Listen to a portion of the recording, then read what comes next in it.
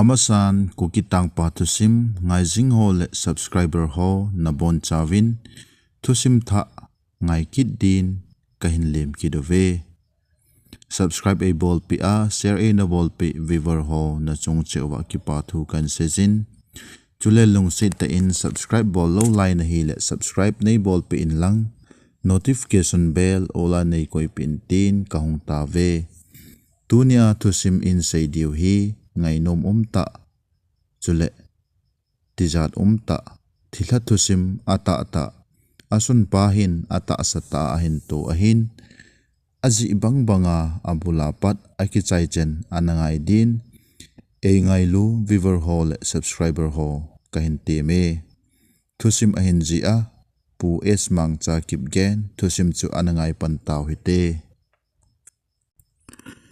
kaniau lai 1995 kumchun sisipur tolzanga kana chen lai ovin Shaktiman handyman in kana chen ahi ahlang pia ga heading khat chu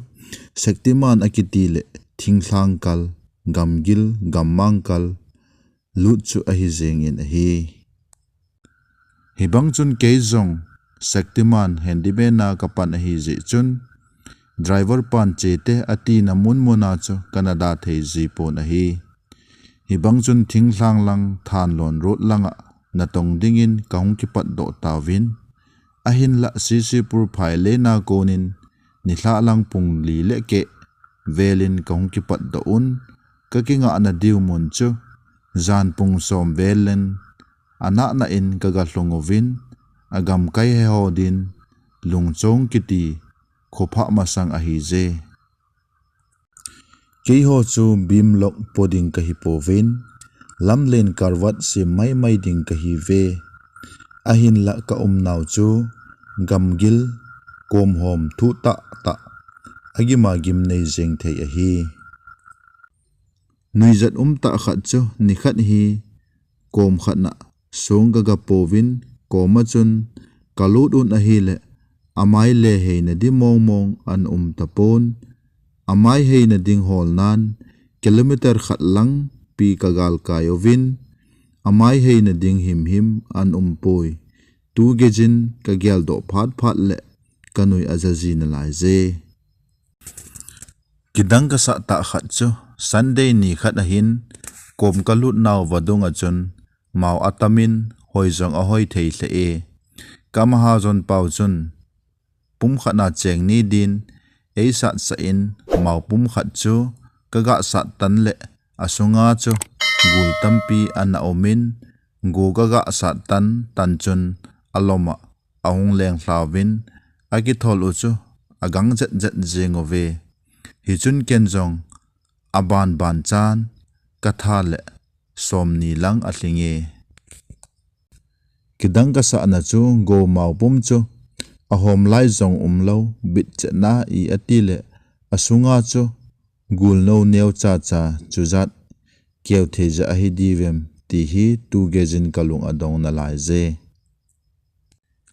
ni thla khat hi wadunga chun ai holin ka chi un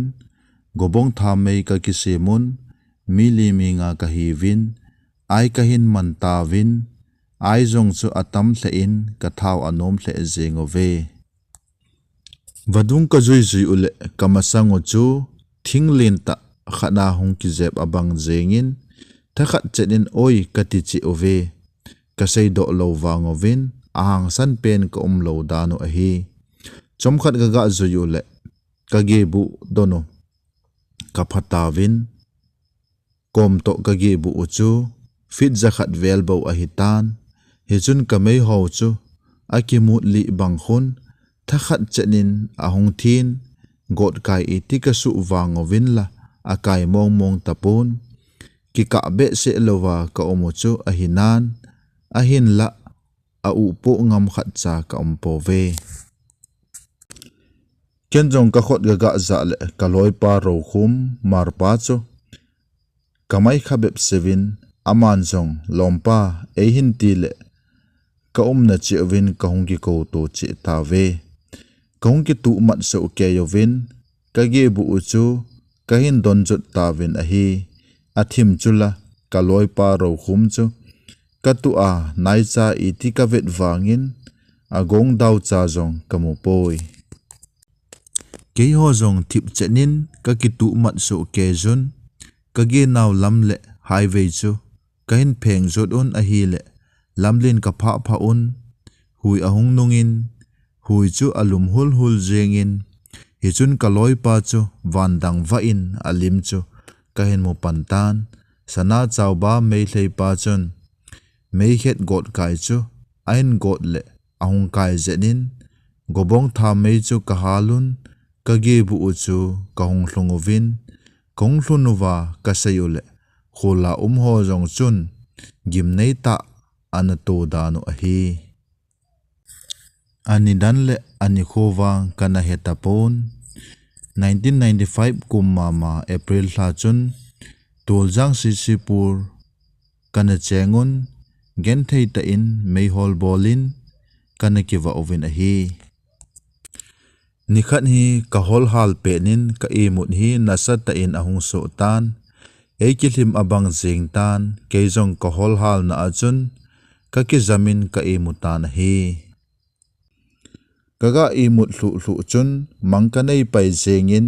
kamanga chun kolte meihleite golwa lai za bangin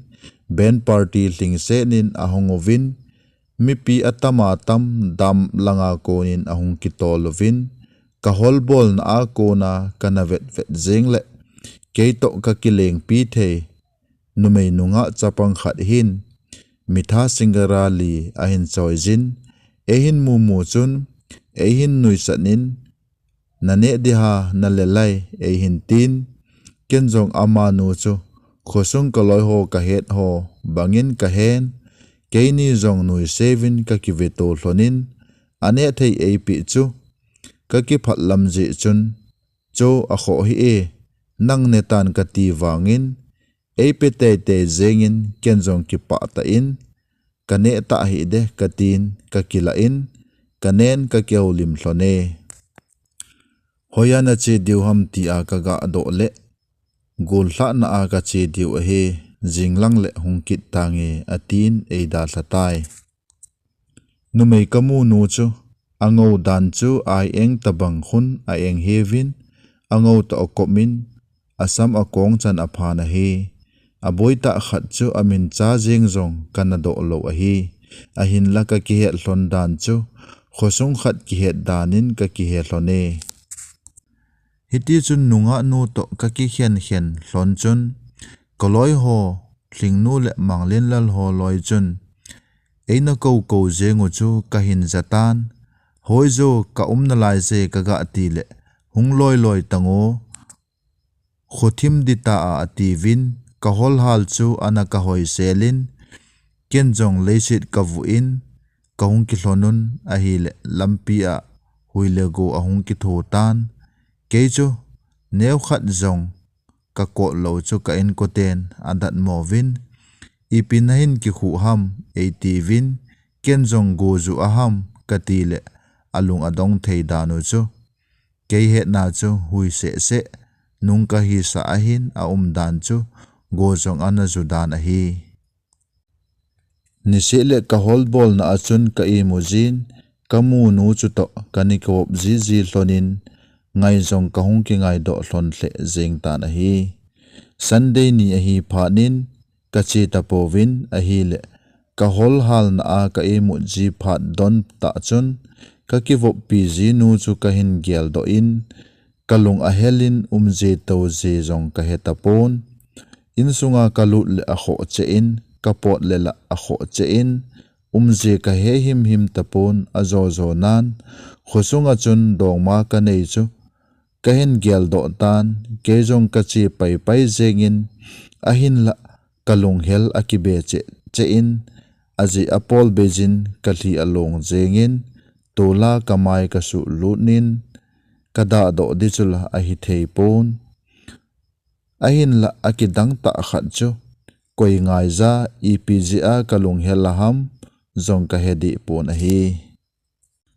hiti chun ke jong ka hung dam mo pantan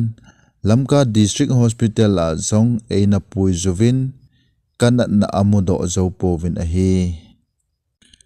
hitia dammo a kalup chu ni thlangkai ni leke velhin kamanga kamu zinu chu ahung in kenzong kamu mu achun ka kita do zengle inati ham 80 vin kenzong ima katipoi katin kalum kidin ahile kalup na koma chun ahung tovin heumang ipinati ham itina dammo ham ei hintin kenzong kalung helzi ahe katin nopta in kanui zi thlonin sot pipi ka zi thlonin eida thazi tai tolzang ka chen naw in chu anop lo wangin else ma kisa ahin a el lang pa a chu room chom khat ahin hilai za chu ka u to ka gi zi hlon ahi banglai jong ki gen ahin la ni thlang kai dona hungzi nunga nu a hungzi a kot all cha ahin honji chu kalup na konin kaga mozin ehin vezin kaga kinui sat to zi hlonin kum khom hlon na ka kidai dai zi hlon chu anop zi dan chu ai sei je be helin nup kasan eida thla zi ding phat le kalung ehel zi dan chu ate pi di zong ka he zi pon a hi nikhat ahung kit na chun ka ki ho lim hlon chu te se khat in anazan a hi a dan chu imanga ahung pau do ho dana ho dan ka hi te se pi nu chun kapa koma he sat mang cha khu anat dan pi khu gol ne za na hile a kilome atin te se pi jong chun eppa bol pi ham nini ni thum ahung tapon ahin la kalung zong ahel di pon ahi kain koten Sadar Hills langa e soldo ta ve Sadar Hills el mol sang kahung thun zo 1997 kumchun kaloi ho to excursion ka che naw mun khat na hin kamu zinu chu ana umin kezong kamu mu chun bas ka to na a kon chun ka chom thlan amazong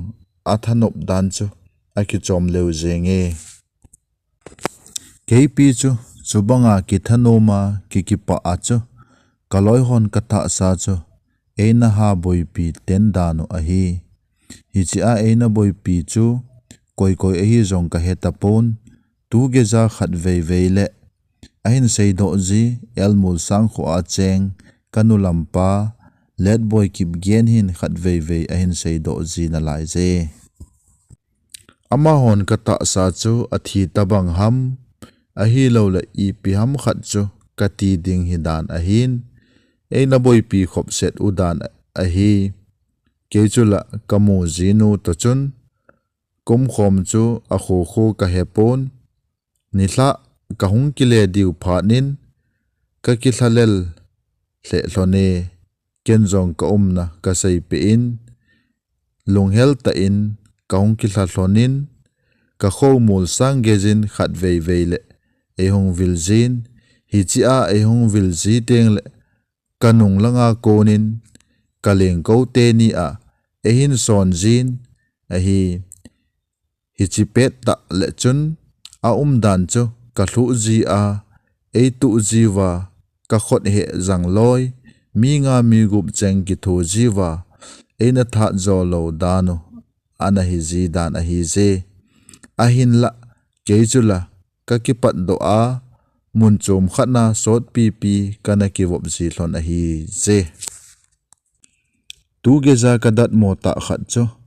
tu a ka hin sei ka thil to hi kamang tabang ahin ata ta zong chula hi lo mai thei ahin kahung kha do ji ting kalung a hel jin ka gel jing ji e hilai ta chun ka khowa tu a kaloi nu to zong hin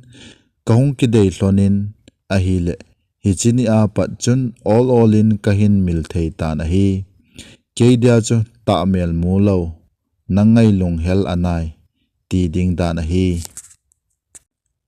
tu gezin ka ngai lo wang in kamil di pon ahin la amin jeng cha zong kadong pon